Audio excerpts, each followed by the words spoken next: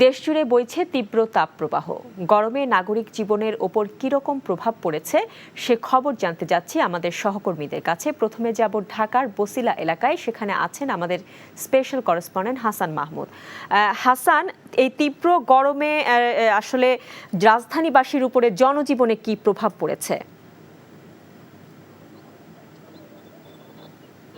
নাভিশ্বাস, একেবারে এক কথায় বলতে গেলে নাভিশ্বাস উঠে গেছে। একেবারে যে তাপ, মাথার উপরে খাড়া রোদ, বিশেষ করে এই মুহূর্তে মধ্য দুপুরে তীব্র তাপ অনুভব করছে এই নগরবাসী। আমি যে জায়গাটিতে দাঁড়িয়ে আছি ঠিক নগরের কাছাকাছি, অর্থাৎ এটি সিটি কর্পোরেশন এলাকায়, তবে বসিলা ব্রিজের পাশাপাশি এইখানে একটু খোলা জায়গায় এসেছি। দেখুন, এই ঈদে দেশ জুড়ে কেনাকাটার ফুর্তি হবে শুধু বিকাশে, সাথে ডিসকাউন্ট কুপন, ইনস্ট্যান্ট ক্যাশব্যাক। যে গাছপালার যে ঘাটতি এবং সেই ঘাটতির কারণে যে রোদের প্রখরতা যে তীব্রভাবে পড়ছে সেটির একটা লক্ষ্য করা যাচ্ছে। পাশাপাশি আবহাওয়া অফিস থেকে যেটি বলেছে যে আসলে জলাভূমি কমে যাওয়ায় কিন্তু এই তাপের প্রভাবটা বাড়ারও একটা, জলাভূমি না থাকাও একটা কারণ বলছেন। কারণ পানির যে পরিমাণ তাপকে শোষণ করতে পারে বা ধারণ করতে পারে সেরকম জলাধার কিন্তু ঢাকায় তো নেই। বিভিন্ন জায়গায়ও, বাংলাদেশের বিভিন্ন স্থানেও সেই জলাধার কিন্তু কমে গেছে। এখানে তাপ থেকে বাঁচার জন্য শিশুরা এবং মাঝারি বয়সে, মানে সব বয়সী মানুষই কিন্তু এই পুকুরে নিজেদেরকে পুকুরের জলে পানিতে স্বস্তি পাওয়ার জন্য এখানে কিন্তু গোসল করছে এবং তারা প্রায় দীর্ঘ অনেকক্ষণ ধরেই আমরা এখানে লক্ষ্য করছিলাম যে পানিতে তারা একটা স্বস্তি, অর্থাৎ এই তাপ থেকে স্বস্তি খোঁজার চেষ্টা করেছে। আর সবচেয়ে বড় বিপাকে যারা, তারা হচ্ছে আসলে দিনমজুর, মূলত যারা খেটে খায়, মোটে মজুর বা ভ্যান চালক, রিক্সা চালক, যারা মূলত এই কাজগুলো, পেশাগুলো করে জীবিকা নির্বাহ করে, তারা কিন্তু এই রোদে কিন্তু ব্যাপক সমস্যায় পড়েছে। অর্থাৎ তীব্র তাপে তাদের এই কাজগুলো করতে ব্যাপক বেগ পেতে হয়েছে। ঢাকার বিভিন্ন এলাকায় আমরা ঘুরে দেখেছি যে যেহেতু ঈদের পরের প্রভাবটি এখনো রয়েছে, মানুষ এখনো আসেনি, রাস্তাঘাট কিছুটা ফাঁকা, তার মধ্যে এই রোদ থেকে বাঁচতেও মানুষ কিন্তু কিছুটা আশ্রয়, অর্থাৎ ছায়ায় খোঁজার চেষ্টা করছে। আরেকটি বিষয়, আবহাওয়া অফিসে ছিলাম, সেই আবহাওয়া অফিস যেটি জানিয়েছে যে এই এপ্রিলের যে কয়েকটি দিন রয়েছে এতে তাপ প্রবাহ কমার সম্ভাবনা নেই, বরঞ্চ এই 3 দিন যে তাপ অ্যালার্ট, অর্থাৎ হিট অ্যালার্ট জারি করা হয়েছে, সেই হিট অ্যালার্ট 3 দিন পরে আবারও জারি করা হতে পারে। এই ঈদে দেশ জুড়ে কেনাকাটার ফুর্তি হবে শুধু বিকাশে, সাথে discount coupon, instant cashback.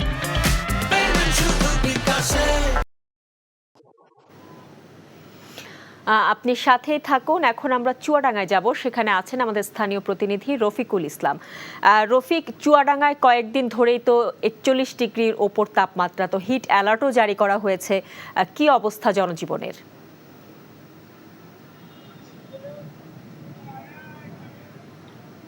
Shaon, আপনি ঠিকই বলেছেন। চুয়াডাঙ্গায় তীব্র তাপপ্রবাহের ফলে এখানকার জীবনযাত্রা অচল হয়ে পড়েছে।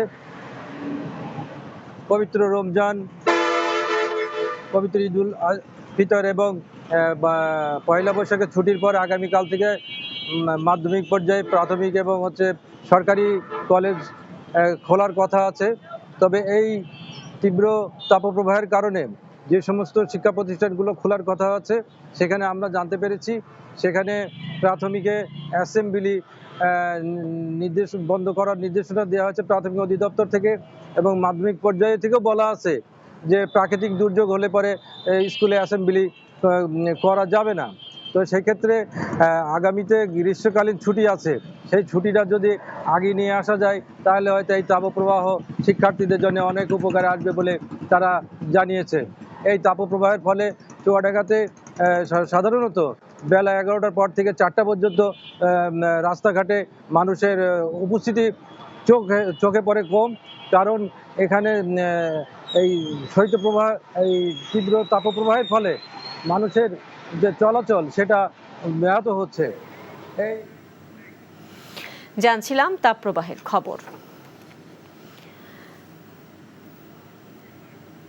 এখন যাব যশোর ও দিনাজপুরের সহকর্মীদের কাছে। আমরা প্রথমে যাব যশোরে, সেখানে আছেন আমাদের স্টাফ করেসপন্ডেন্ট সাইফুল ইসলাম সজল।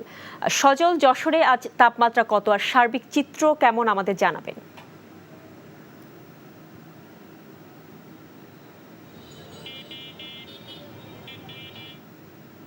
কিন্তু যে তীব্র তাপ প্রবাহ চলছে তাতে তাপমাত্রা 40 ডিগ্রির উপরে ঘোরাফেরা করছে এবং গতকাল সর্বোচ্চ তাপমাত্রা কিন্তু 41.2 ডিগ্রি পর্যন্ত পৌঁছে যায়। আজকে এই মুহূর্তে যশোরের তাপমাত্রা ইতিমধ্যেই 40 ডিগ্রিতে পৌঁছেছে এবং আবহাওয়া অফিসের যে পূর্বাভাস আছে সেটা হলো যে 3টা সাড়ে 3টার দিকে তাপমাত্রা সর্বোচ্চ তাপমাত্রা 42 ডিগ্রির কাছাকাছি পৌঁছে যাবে।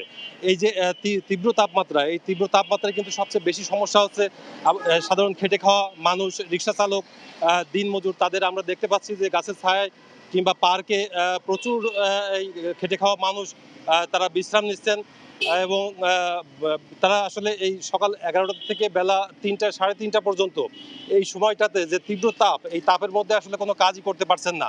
আরেকটা জিনিস যেটা হচ্ছে সেটা হলো যে যশোর শহরের বেশিরভাগ যে টিউবওয়েল আছে সেই টিউবওয়েলে কিন্তু পানি ওঠা বন্ধ হয়ে গেছে।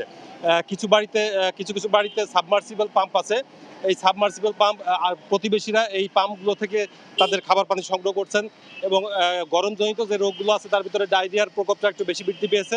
আমাদের যশোর জেনারেল হাসপাতালে যে 5 বেডের ডায়রিয়া ওয়ার্ড আছে সেই ওয়ার্ডে প্রতিদিন কিন্তু 25 থেকে 26 জন ডায়রিয়া রোগী চিকিৎসা নিচ্ছেন, যাদের মধ্যে শিশু এবং বয়স্ক লোকের সংখ্যায় বেশি।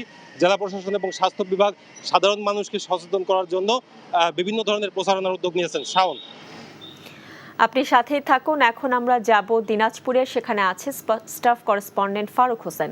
ফারুক, তীব্র গরমে দিনাজপুরে খেটে খাওয়া মানুষের কি অবস্থা দেখছেন?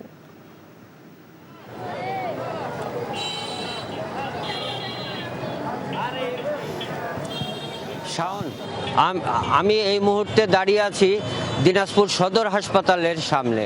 অর্থাৎ আজকে আমি এই যে আপনার 12টার সময় খবর নিয়ে দেখেছি, আজকে তাপমাত্রা 35 ডিগ্রি সেলসিয়াস বিরাজ করছে এবং এই তাপমাত্রা কিন্তু বিকেল 3টার পর আরও বাড়তে পারে। আরেকটি জিনিস বলে রাখি যে গত 6 দিন থেকে তাপমাত্রা 35 থেকে 37 ডিগ্রি মধ্যে বিরাজ করছে। আর এখানে খেটে খাওয়া মানুষ, বিশেষ করে নিম্ন আয়ের মানুষ, তাদের অবস্থা কিন্তু মানে শোচনীয়। অর্থাৎ তারা এই প্রচণ্ড গরমের কারণে কাজকর্ম করতে পারছেন না। আর আপনার যারা কৃষি শ্রমিক রয়েছেন তারাও কিন্তু তারা জমিতে যায় নিড়ানি দেওয়া, ঘাস তোলা, অন্যান্য যে সমস্ত কাজকাম আছেন সেগুলা কিন্তু করতে পারছেন না। আর একটি জিনিস বলে রাখে, আমি দিনাজপুর সদর হাসপাতালে গিয়েছিলাম, সেখানে আমি দেখেছি আপনার ডায়রিয়া সহ বিভিন্ন রোগে আক্রান্তদের সংখ্যা কিন্তু ক্রমেই বাড়ছে। আপনার আমি সিভিল সার্জনের সাথে কথা বলেছি, তিনি আমাকে জানিয়েছেন এই প্রচণ্ড গরমের কারণে সবাইকে গাছের ছায়ায় অথবা বাসায় থাকার জন্য তিনি কিন্তু অনুরোধ জানিয়েছেন। তা না হলে হিট স্ট্রোক রোগের সম্ভাবনা রয়েছে। তো সব কিছু মিলিয়ে আপনার সুখবর নেই, আগামী আরও 3 থেকে 4 দিন কিন্তু এই তাপদাহ বিরাজ করবে। তা আমার কাছে এই ছিল দিনাজপুর থেকে আপনার গরমের সর্বশেষ সংবাদ। শাওন, এই ঈদে দেশ জুড়ে কেনাকাটার ফুর্তি হবে শুধু বিকাশে। সাথে ডিসকাউন্ট কুপন, ইনস্ট্যান্ট ক্যাশব্যাক।